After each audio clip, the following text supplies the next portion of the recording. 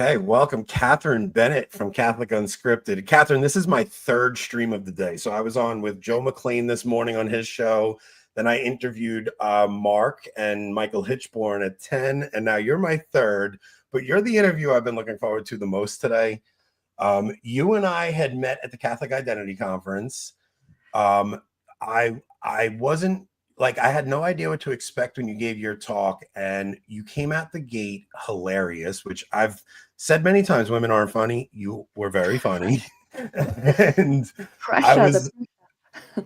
I was like surprisingly, I was really surprised by how hard you spoke against feminism in general, and you told a really touching story about your mother, and you and I had spoke after. I was like, I would love to get you on for a one-on-one. My wife is also very excited for this conversation, so welcome.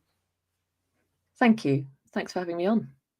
Yeah, so you and I had reached out to one another. Well, actually, I found this interesting. You had reached out to me a little after the election, and I wasn't sure why you knew you'd receive a friendly response in it.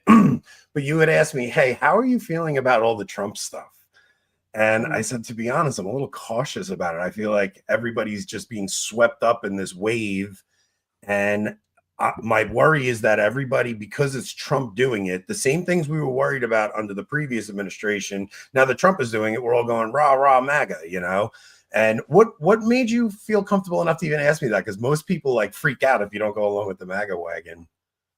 I don't know, really, Anthony, and maybe let's say there's some providence at play and just some discernment. But I, like you and so many people, I think, have just felt so battered by the progressive agenda, the madness around transgender ideology, what's happening in schools, the indoctrination and the lies going to our children, the untrammeled and unlimited immigration which apparently cannot be spoken about, the suppression of speech.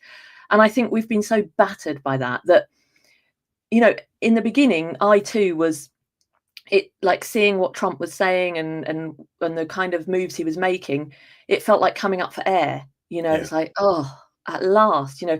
And I think I noticed quite early on that there was a danger in my own instinct to leap to anything that wasn't what we'd been given, what we'd been fed.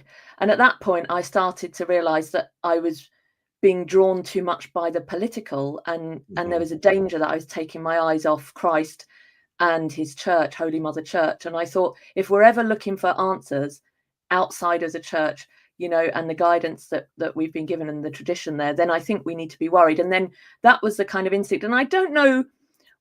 So first of all, we're friends, and you're over there in the US. I'm in the UK. So to some extent, we're just observing from afar, although our countries clearly have their allies. And we know that what happens over there, it has an impact here. But so first of all, it was just for the fact that you know, you're one of the people I know over there who it affects more directly, and just trusting your judgment and thought I'd sort of sound you out on where you were. So that began, I think, us talking about this and recognizing that maybe all was not as ideal as it might have seemed. Yeah, it's this. Look, it almost feels like the trans stuff was like a false flag. Like, it was so preposterous that nobody liked it, and it was like they're forcing this stuff down our throat. That the guy that comes in and rescues us from that, your instinct is to go, finally, we have a hero. Yeah. But it is dangerous when it's such an easy, low-hanging fruit thing that to just get people to go, oh, they're not trying to put my son in a dress anymore, I guess we've won. It's like, that's not winning, you know. It's like, okay, so there's this slight exactly as you described. It's like, oh, they let us come up for air a bit, which is probably, you know, it was almost like a pressure release valve in that. And I find the Catholics, especially, that just go along with everything Trump is doing, are kind of swept up in a political movement. And it's like, some of the things, it feels like now conservatives are for electric cars because of Elon. Now, They're trumpeting this real ID thing because of immigration, but meanwhile, it looks like a step towards digital ID down the road. All these things that we would have lost our minds under Biden doing.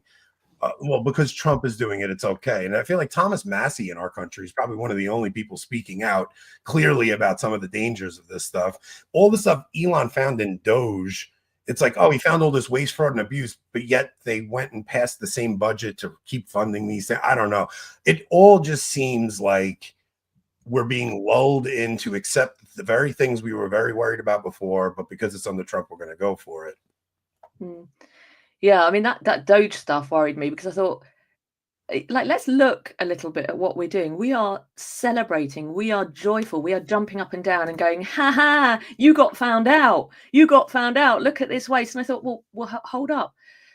We are all vulnerable to messing up, to, do we really want such a society of intense surveillance and this kind of, it's like setting up of justice, of God, it's like kind of this, I will be your final judge. And you just think, well, hang on, there's no doubt that there was awful overspend and wastage, and it's embarrassing. I mean, some of it's laughable, going to Afghanistan and teaching them about Duchamp's toilet or something. Seriously, it was hilarious. But there was also in the back of my mind something that, like you said, the transhumanism stuff, the digital ID stuff, the stuff coming from Musk. I've got, even just that dark MAGA stuff. What's that about? That's not nothing in terms of symbolism. This dark MAGA, that's the way it really made me start thinking deeply was when I tried to talk to my father about this. And my father's an older guy. He's almost, I think he's 70 now, 69, and he started talking about Elon like he was this amazing guy. The guy's laying down all of it. He's risking everything for the country. And I'm like, man, Elon is a transhumanist. Like this guy, everybody thinks he bought Twitter for some altruistic reason for free speech. No, he didn't. He wanted our data. And Twitter is one of those platforms where you put your every thought out on, and it's like such a deep insight into the human psyche. It seems like he's trying to really get into our brains. He worries me a lot, Elon. And somebody had it was when Trump put the Gaza video out, and in the video there was like golden statues of Trump and stuff like that. And just looking from the outside, that people talk about, oh, the Antichrist will be this person, and everybody thought it was going to be somebody on the left. And I'm like, I've never seen worship of a person like I have with Trump. Like if anybody in our modern world fits the description, it seems like Trump to me. They're building golden statues to him, and Elon is this John the Baptist figure paving the way for him through Doge. And I'm not saying he actually is the Antichrist. It's just I've never seen that pattern lay out quite like I have with Elon and Trump, and it's scary.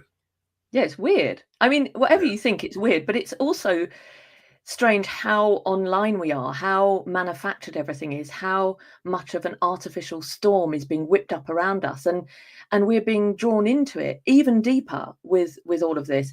You think about Elon's saying, okay, it's for years we've been told the planet's overpopulated. We need to depopulate, or we need to have birth control, and we need to. So that's obviously a terrible thing to put limits on people's having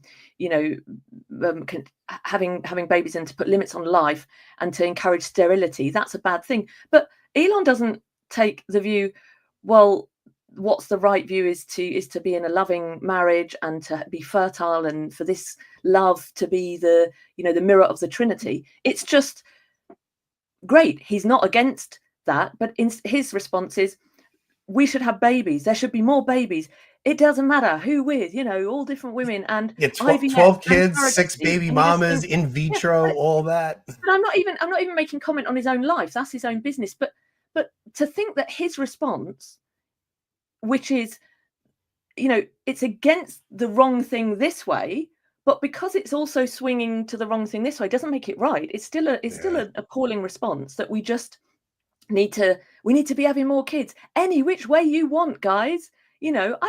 we all know that gay people who have bought babies, who have used surrogates, who have deprived them of a mother. This is a great evil. IVF is a great evil. Embryos destroyed and frozen, and these are human persons. This is a great evil. If we can't call that out because they are not woke, then we've got a problem.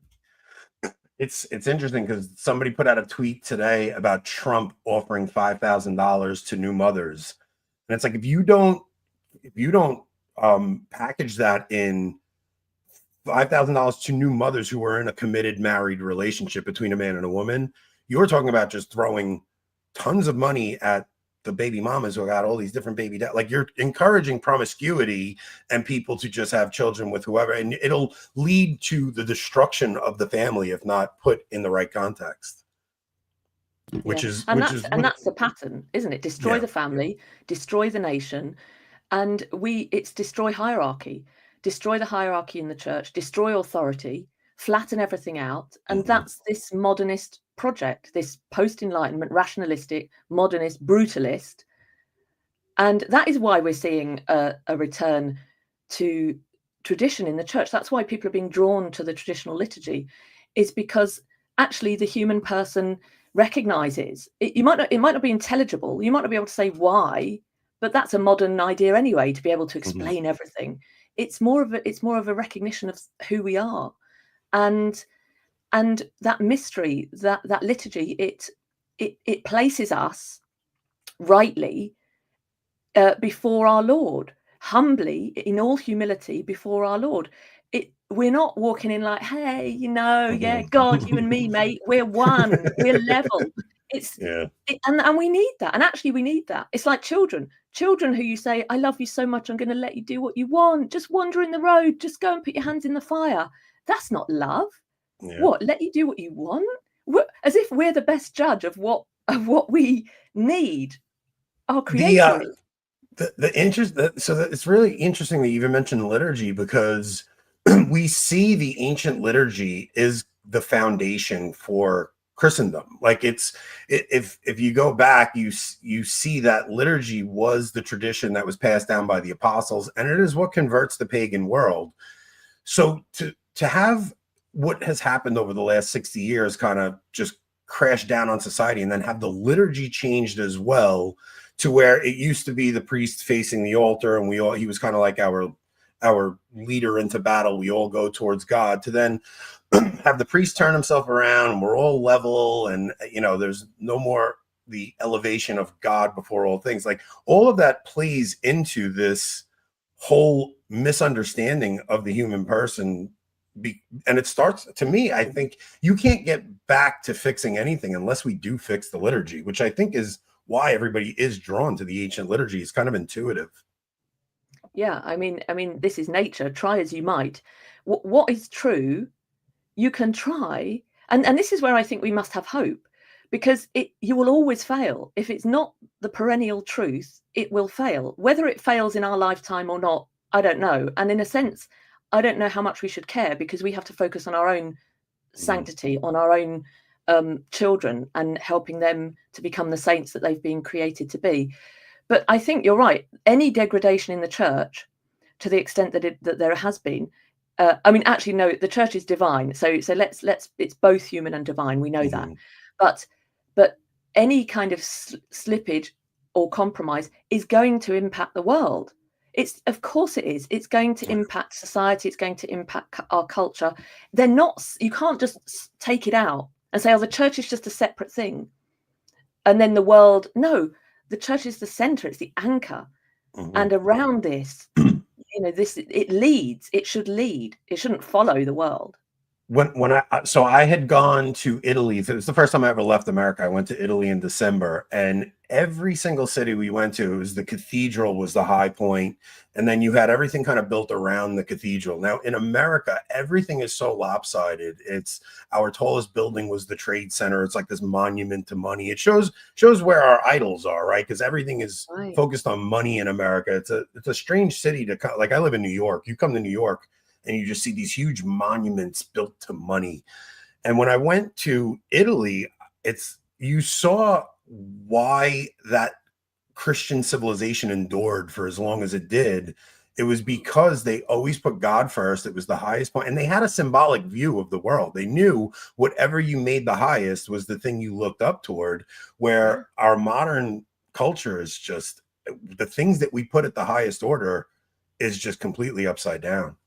Yeah, and people really need guidance, and that must come from the church. Mark and I were talking just yesterday in following the death of Pope Francis, that the world looks at Pope Francis and his pontificate with these horizontal worldly eyes, which says, what a great guy, he's so simple. He wore simple white robes. He didn't even stay in the papal palace. He had simple black shoes, and he's in a Fiat Uno or whatever. And isn't that great? According to what judgment? According to the way you judge any bloke on the street, this leveling, that people say, sell all the art, sell all the buildings. The Catholic Church could pay for all the poor and to lift people out of poverty. And, as if this hasn't been dealt with in Scripture, as if this isn't right there in the inerrant word of God, when Judas says, no, don't waste that oil on Jesus. Sell it and give the money to the poor. Pope Benedict deals with this in Jesus of Nazareth in the first book, where he goes through that exact point. He says the people love Barabbas. We want Barabbas. We want Barabbas. He was set up as a kind of alter ego to Jesus, and he was worldly. What's he going to offer you? He's going to be a fighter and for the kingdom and for everything worldly. And what do the people choose? They choose Barabbas. And Pope Benedict deals with that so well. And he says, would we choose Barabbas again today? Would we choose this Absolutely, we would. Humble man, Jesus? No. We would choose Barabbas. Barabbas means son of the Father. It's like Bar Abba, means son of the Father. And we're constantly looking for a false Messiah, which is what I kind of see in Trump, right? Like you think about, okay, so yes, I saw a clip from The View earlier where they're like, Pope Francis was the most Jesus-like Pope ever. And I remember the red shoes that Benedict wore, and everybody was like, his red shoes, what do you think? It's like Benedict was trying to bring the kingdom to earth. And people really, they like to understand what the kingdom on earth, like the gospel is so linked to, when Jesus goes throughout the gospel, he says, repent for the kingdom of heaven is at hand. And what happens is heaven colonizes earth. Like that's what actually happens. You see, that's what our cathedrals are. You see, you're in the country with a monarchy. So for Americans, it might be something they miss, but when you go into a grand cathedral, you are a peasant being welcomed into the kingdom. It's like you would never be invited to the coronation of King Charles, but you can walk into the coronation of the king of the universe by going into a cathedral. You go in and you're in the heavenly kingdom, and you should be meditating upon the kingdom of heaven when you go into these cathedrals. Yeah, it's like, you want to sell all that? Who to? What for? Who does this belong to? This belongs to the simplest peasant, the prostitute on the street. This beautiful architecture, this beautiful art, it belongs to us. Who are you going to sell it to? Some private interest group, the highest bidder, so that they can do what with it? Turn it into a disco? Which they've done. Which they have done in the UK, where all obviously our churches were stolen. We want them back. It's happening everywhere, right? So you had, even in Albany, New York, in my state, they gave the cathedral away to Muslims. It's like there was a traditional group who wanted to buy it, and they said no, and they gave it to Muslims, because this whole lurching towards ecumenism is such a bizarre thing that the hierarchy's doing. I caught it with Cardinal Dolan this Lent. Was like, I don't know why he does it every year. I don't know why this year irked me. Is he the one eating a donut, talking about Ramadan? He's eating a cookie, talking about fasting. It's like he's pretty funny, Cardinal Dolan. But I spoke about him this morning on Joe McClain's show. I don't know if Rob's coming in. I see he's in there, but Rob, if you're gonna come in, pop on. Different. Joe McClain was talking about Dolan this morning because he's my archbishop, technically. Like, I'm in the diocese next to him, and he was the first bishop to allow like a gay flag inside the St. Patty's Day parade. But then, like 2 weeks later, he was in my diocese, and he confirmed my daughter in the old rite. So it's like he's just a strange character, Cardinal Dolan. But this year during Lent, he's eating that cookie and he's talking about our Muslim brothers and Ramadan. And I was like, man, these guys can't talk about the Christian faith without mentioning, the Jewish Passover or Muslim Ramadan. I wonder who they're even pastors for. It's we really live in such bizarre times now. Yeah. And are these people coming in? Are they giving up their ways? Are they converting to Catholicism because you do that? Half the time, I just don't think they even respect it, because they see its transparency and say, what, you're not standing for what you actually are. I was in an AA van, which is a road recovery vehicle over here, when I broke down, and the guy driving was a Muslim, and we got talking and I was telling him what I do. And he said, I don't even know what the UK is. Is it a Christian country? I don't know why you lot seem to be really ashamed of your own culture, your own country, your own Christianity. And I thought, this is a Muslim telling me he thinks that's not a good thing. It's very strange, the self-hatred that Christians seem to have at this point, especially in the hierarchy. It's bizarre. You had actually mentioned in the green room that you said it was anecdotal, but you think that there's some Muslims having dreams of Jesus and talking about pizza baller. What was that? Well, I don't know. It is anecdotal, but I've heard of, as many people watching will have done, that a number of Muslims are converting and they are having visions and dreams, and some have spoken about they see pizza baller as Pope. A few have kind of said this is what they see. What to make of that, I have no idea. But it's like strange. We were saying, what a crazy time we're living in, and God, it's in God's hands. But you just said like, are people even coming in when the hierarchy starts saying these messages, right? And I saw on The View, Sonny Hostin's like, Pope, I've always struggled with my Catholicism until Pope Francis comes along, and it's like, okay, but did you go back to mass? No, you just like that you're not embarrassed to tell your liberal friends you're Catholic now because the Pope is over there leading the world to think that we now bless gay unions. I don't know who gets converted by this craziness. No, I know it is madness, isn't it? I'm slightly familiar with The View, and I know you have to watch it for work, Anthony, and otherwise would have no interest. But they just seem like we've got a similar thing. I think it's Loose Women. It's a bunch of women, right, who sit around and sort of talk about putting the world to rights. Yeah, I saw that. Whoopi Goldberg's involved, isn't she? Yeah, it's like the Whoopi Goldberg. There's a couple of the henpeckers. I don't know. She went to meet Pope Francis, didn't she? Yeah. He gave her an audience. Not so much Cardinal Zen, but Whoopi Goldberg. Oof. Yeah. Well, before we jump over to the other side, what are your feelings on this conclave coming up? Like, everybody keeps saying the same names over and over. There's a good chance it'll be somebody we had never heard of, who wasn't in the public eye, because things are so public now, and there's so many interviews and social media posts of different cardinals saying things. I think there is a good chance we'll get somebody we had never heard of before, because the fear of bringing somebody who is well known and will be able to just go through all of their stuff immediately. Like this conclave, I don't know. I see chaos coming in the church. How are you feeling about it? Yeah, I'm similar. I think Mark said yesterday, it's a mug's game trying to predict anything, because you just never know. And we can have people that we might prefer, but as you say, it's likely to be somebody we totally out of left field that we didn't expect. I have no idea. I'd like to see a pope who speaks with clarity, who guides the world at a time during this confusion. And I think Pope Francis was just too ambiguous. In my view, he was a pope loved by atheists and secularists, but as we've said before, where did it take them? The churches are hemorrhaging. There's footage of women dancing around church and they're empty. And then where is the good fruit? Where is it growing? Where it's more traditional. And there's nothing we can, that's God moving in spite of everything.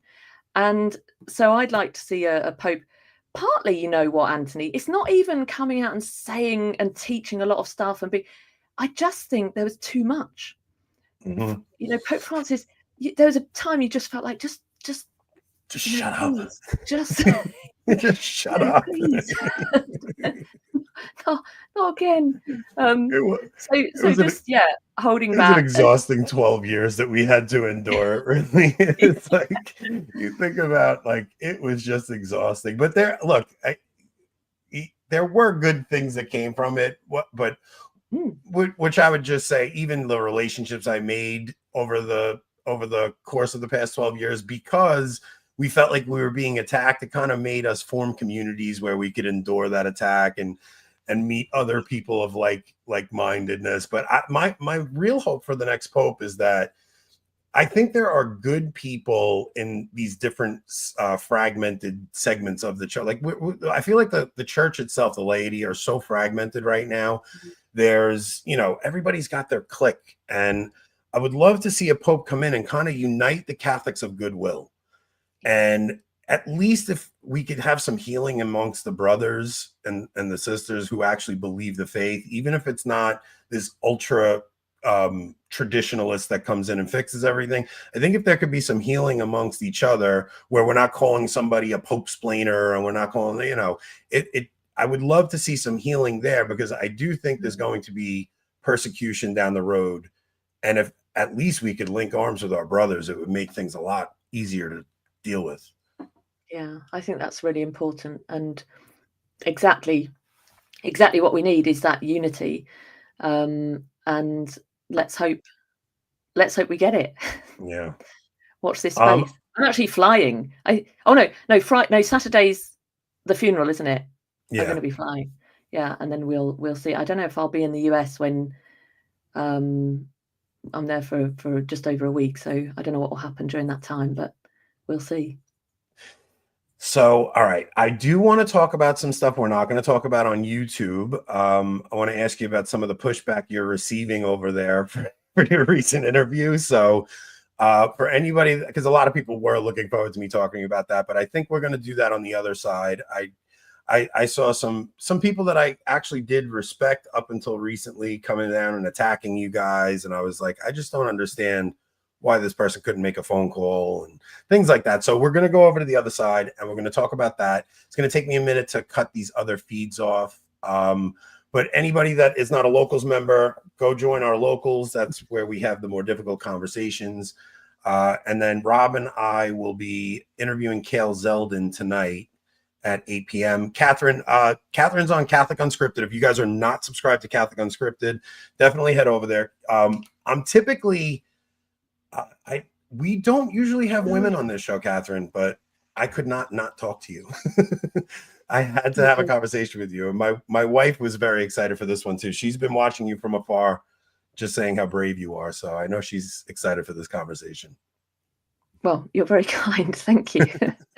All right. We're going to cut these other feeds off. We'll see you guys on the other side. Let me just say this. Usually have Rob here to do all this, but where did he go? He's working today. So I took off of